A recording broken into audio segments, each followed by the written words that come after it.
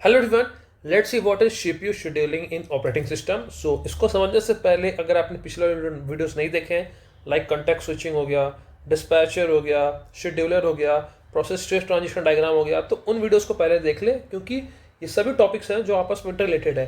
तो पहले वो आपको क्लियर होगा, तभी जाकर आपको सीपीयू शेड्यूलिंग समझ में आएगा। सो इसका सिंपल सा एक डेफिनेशन है। CPU scheduling is the process of deciding which process will own the CPU to use while another process is suspended। तो इसको मैं आपको एग्जांपल से एक्सप्लेन करता हूँ। सपोज सिस्टम में एक प्रोसेस है P1 करेंटली, इसको CPU एलोकेटेड है और ये एग्जीक्यूट हो रहा है।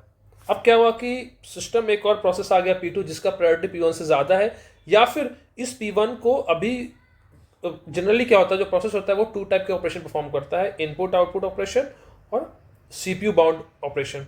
क्लियर? तो करंटली क्या है कि प्रोसेस जो CPU बाउंड ऑपरेशन है वो परफॉर्म कर रहा है। अब प्रोसेस को इनपुट आउटपुट ऑपरेशन परफॉर्म करना है, तो प्रोसेस जनरली क्या होता है, इस डायग्राम से मैं एक्सप्लेन कर रहा हूँ। जब P1 में होता है, P1 जब रनिंग स्टेट में होता है तो CPU ओरिएंटेड वर्क परफॉर्म कर रहा होता है। इसको अगर इनपुट आउटपुट परफॉर्म करना होता है तो वो यहाँ से आ जाता है ब्लॉक स्टेट में।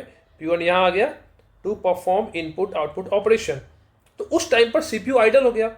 तो CPU शेड्यूलिंग का यही काम होता है कि जो CPU की एफिशिएंसी है वो ज़्यादा से ज़्यादा यूटिलाइज हो सके।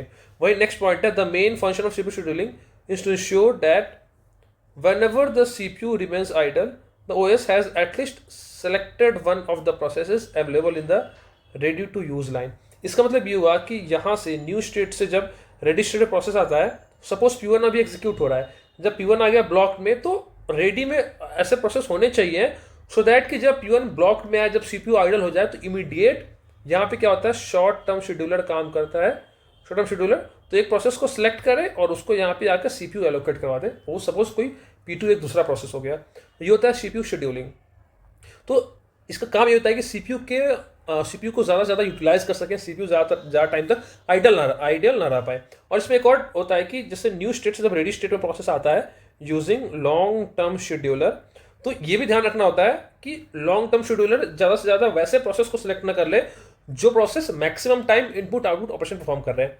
क्योंकि इसका डिसएडवांटेज क्या होगा कि सपोज P1 आया सिस्टम में, P1 परफॉर्म कर रहा है इनपुट आउटपुट ऑपरेशन, अभी परफॉर्म कर रहा है, तो CPU यहाँ पे खाली हो गया, तो P2 आया, P2 को CPU मिल गया।